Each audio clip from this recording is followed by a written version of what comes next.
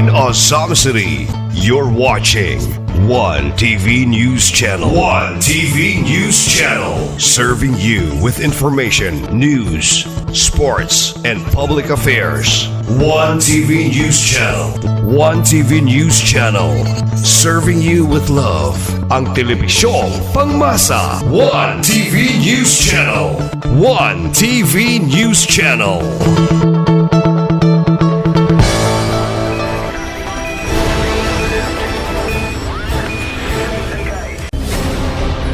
One TV special report.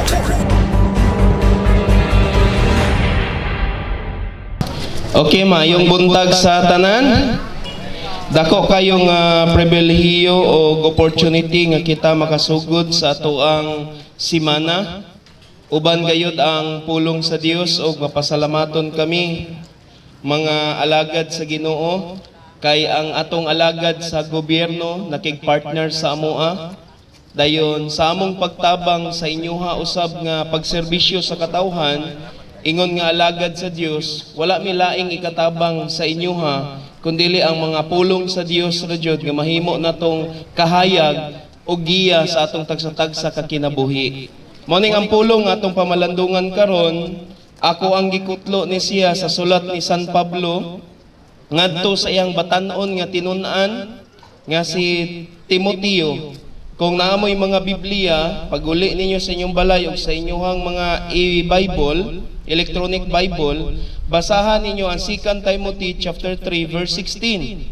Ingon din ang pulong sa Dios, all scripture is given by inspirations of God and is profitable for doctrine, for reproof, for correction, for instruction in righteousness. Ang pulong daw sa Dios gikatuga jud mismo sa Dios. Ang Dios jud mo'y nagbuot niini. Ang pulong manggod nga inspired gikan siya sa Griego nga gitawag natog pneumonia.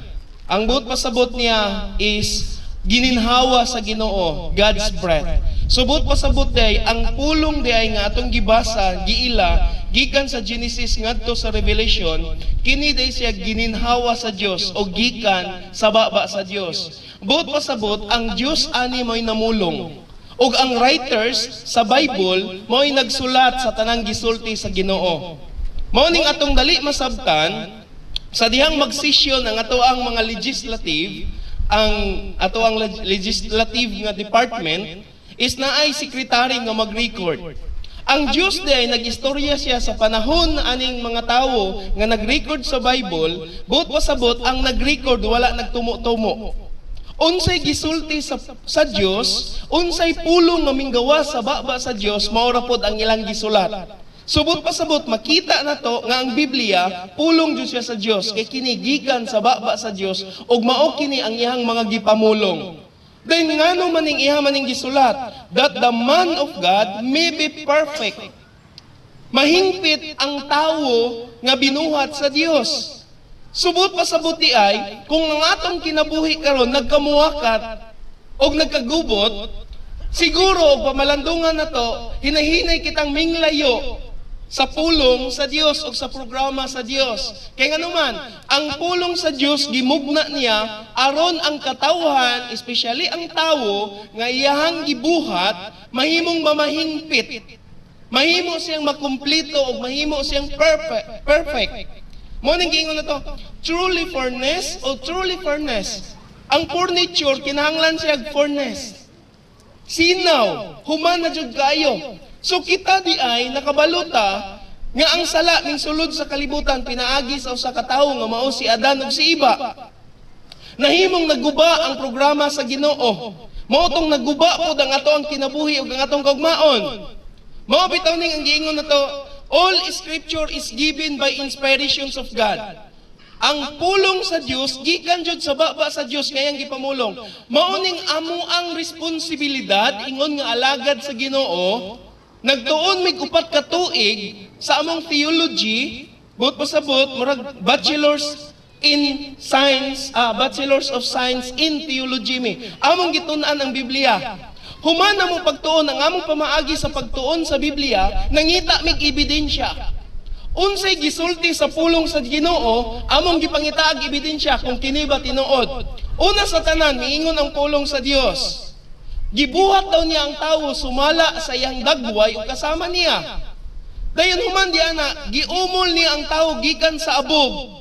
Then kitayhupan sa ilong og ang tawo nakabaton sa kinabuhi og ang tawo nahimong kalag nga may kinabuhi. Unsa may ebidensya nga atong makita niana nga ang lawas day nato gikan sa abog. Bisan pag ang sinsya nagpamatuod niana. Unsa may makita nato sa tong lawas nga makita po nato sa abog, sa yuta. Natay mga minerals, ang atong lawas nagkinahanglag minerals, nagkinahanglag potassium, nagkinahanglag sodium, nagkinahanglag iron. Ngano man kay kinita ng mga minerals makita usab nato sa yuta. Ang yuta napoy minerals, napoy iron, napoy calcium, napoy potassium, napoy sodium. Subot pasabot tinuod jud nga kining atong lawas gikan jud sa abog o giumol sa Dios sa abog. Mao ning naay kapariha ta gikan sa abog. Pin kana tanang mineral nga atong gikinahanglan makuha nato gikan usab sa abog. Mao bitaw ning ang tawo karon mubo na kay kinabuhi kay nganuman. Ang atong mga gipangkaon dili na gikan sa abog, gikan nag-factory. Gikan nag mga factory.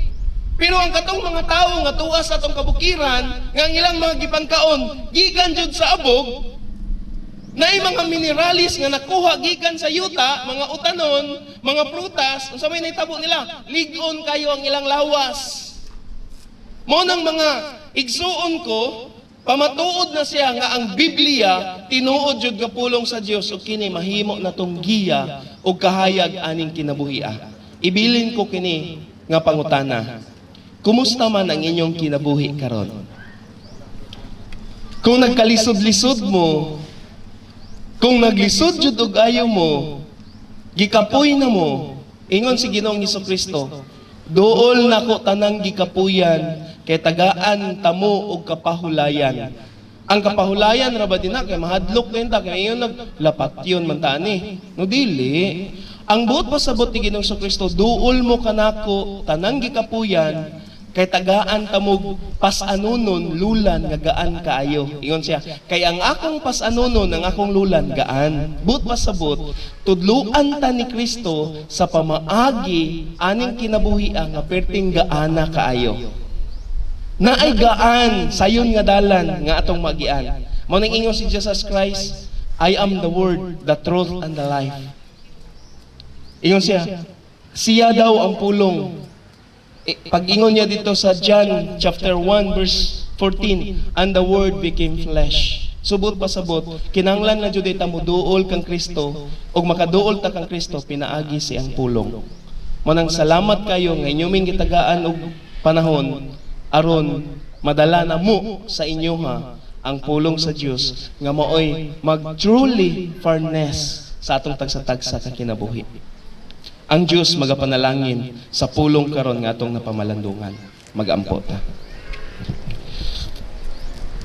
Ginoong Diyos, nagaduol mi sa imong presensya karon uban sa pag-ila. Nga ikaw gayud ang Diyos nga among nailhan gikan sa sinugdanan mo'y nagbuhat sa tanan. Ug ang tanang kabuhatan imong gikabutan. Kay ikaw man ang magbubuhat, ikaw usab ang magbubuot. Sa tanan o Diyos, imong gikabutan o Dios na nakay programa nga giladlad kaniadto pero sumala sa imong mga pulong ang sala ming sulod ug mingguba niini. Mao nang o Dios, mahimo nimo nga ma-repair ang kinabuhi namo nga tagsa-tagsa. Kung kami lamang muduol sa imong mga pulong, among ikahatag ang among kaugalingon sa imo gayud nga mga pagtulunan dili sa ubisan unsa nga relihiyon.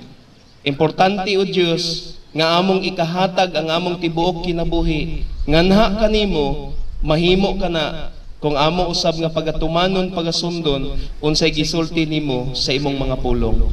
Amahan ko iduol namo kanimo ang among panggobyerno karon nga unta ikaw may magapahaluna niini nga tanan magpaila ka sa tanan nimong mga kabuhatan bisan pa sa imong katawhan kung kinsa ug unsa ikaw sa ilang matag usa ka kinabuhi. Kinasayod kami aning kinabuhi adunay limitasyon. Ang tagsa-tagsa kanamo moabot ang panahon ug ang higayon ug ang takna nga kami moatubang dira kanimo ug mohatag og husay sa tanan namong mga gipangbuhat diri niining kalibutana. Nang hinaot kami o Dios, pinaagi sa imong mga pulong, dili unta kami makaplagan nga mahimong accountable sa mga butang nga dili maayo. Hinuon, mahimo ming accountable and responsible sa mga butang nga maayo, kay ikaw ang Dios nagsaad sa tanang mga maayong butang nga among gihimo, ikaw may nagasaad og ganti og panalangin. Mao kining among paghangyo o Dios, uban sa lungsod sa Tudela, sa mga officials, nga tanan o Dios, amo silang ihatag dira kanimo nga ikaw ang Dios, magalihok silang tagsa-tagsa ka kinabuhi uban silang tibuok nga pamilya. Mao kining among paghangyo dira kanimo o Dios nga Amahan, pinaagi sa ngalan sa imong pinanggang anak nga mao si Kristo Jesus, uban sa pagsangkap sa balaang espiritu. Amen. Dalaygon ng Dios, mayong buntag sa tanan. Salamat.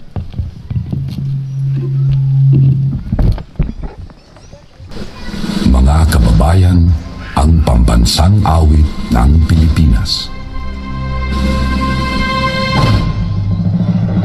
Kayang magiliw, labas ng sinakanan, alam ng puso, sa titik mo'y buhay. Upang hinirang, kuya ka ng magiting, sa mandulupin, di ka pasisigil, sa nanatang tutok sa simoy at sa langit ng pagaw, ay hinatang tugla, kawin sa pagkayang minamahal. Ang isang ng matawad mo'y nabuhay na nagtitingin, ang ituwin na karoon niya kailan pa may di magtitingin. Luha ng araw ng walhati pagsinta, mo'y langit sa piling mo. Ang inigaya na pagkay mag-amin, ang mamatay ng dahil sa'yo. Panunumpa ng lingkod bayan. Ako ay isang lingkod bayan. Pangangalagaan ko ang tiwalang ipinagkaloob ng mamamayan. Maglilingkod ako ng may malasakit, katapatan at kahusayan na walang kinikilingan. Magiging mabuting halimbawa ako at magbibigay ng pag-asa at inspirasyon sa aking kapwa lingkod bayan. Lilinangin ko ang aking sariling kakayahan upang sa lahat ng panahon ay mapaglingkuran ko ng buong kahusayan ang sambayanan. Hindi ako makikibahagi sa mga katiwalian sa pamahalaan. Pipigilan at isisiwalat ko ito sa pamamagitan ng tama at angkop na pamamaraan. Isa sa buhay ko ang isang lingkod bayang makadiyos, makatao, makakalikasan at makabansa. Tutugon ako sa mga hamon ng makabagong panahon tungo sa adhikain ng matatag, maginhawa at panatag na buhay. Sa mga tungkulin at hangaring ito, kasihanawa ako ng may kapal.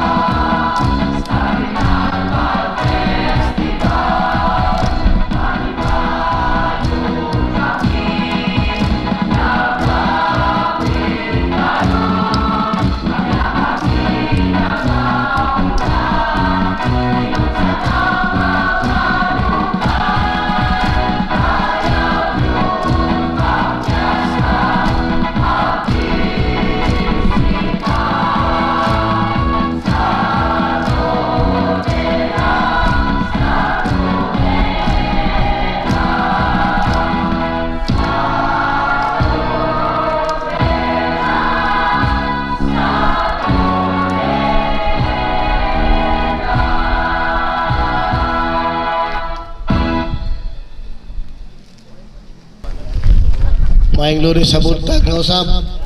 I beg your indulgence sa akong tingog. Labi na we are graced with the presence of Konsehal Nelvin Lagi, ABC Centillas, Konsehal Marites Pixdon, Konsehal Bondo Budjungan, Konsehal Rosito Tampog, IPMR Tanilumbay, and of course, Pastor Bon, Idol, Sir. Salamat for being here. Salamat for asking us kung kumusta na among kinabuhi. Ang ako, Round Robin, kay pagka-Abril na-admit akong inahan. Pagkamayo, akong anak mo ay nag-doubt na-admit. Karon ako na po'y ka-doubt. Robin. So, any announcement from any department? Wala. O na. Okay, very good. Si Ma'am Paning raised her hand first. Ganahan kayo ko sa imong sanina, ma'am. Salamat kayo. May buntag sa tanan. Ako ang pahinumdum lang. Karon kay June naman ta. Ako lang ipahinumdum nga ang atuang amnesty sa Buluhisan.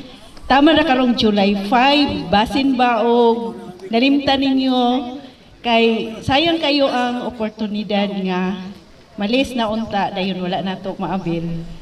So pahinumdum lang kay dali ra kayo ang dagan sa panahon. Sunod bulan July na, tama na tag July 5. Daghang salamat. Thank you, Ma'am Paning. I was approached by Ma'am Myra. Ma'am, introduce Ma'am Myra from the engineering department. I believe it's from the engineering department. Anyone from engineering? Sir, please come and introduce yourself to us, including inform us if you're single or double.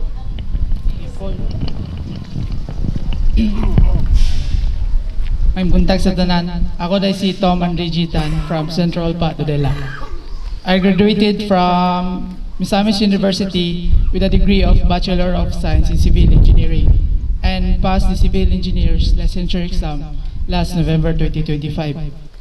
Grateful kayo ko nila Mayor Stella O. Bautistanio, Vice Mayor Wing Parhinog, and sa tanang SP member, and to Municipal Engineer Tita Cadavero sa pagdawat o paghatag sa opportunity nga makatrabaho diri sa LGU Tudela. And ako ning take nga opportunity para maka-learn, experience, and to contribute engineering project success. Daghang kay salamat.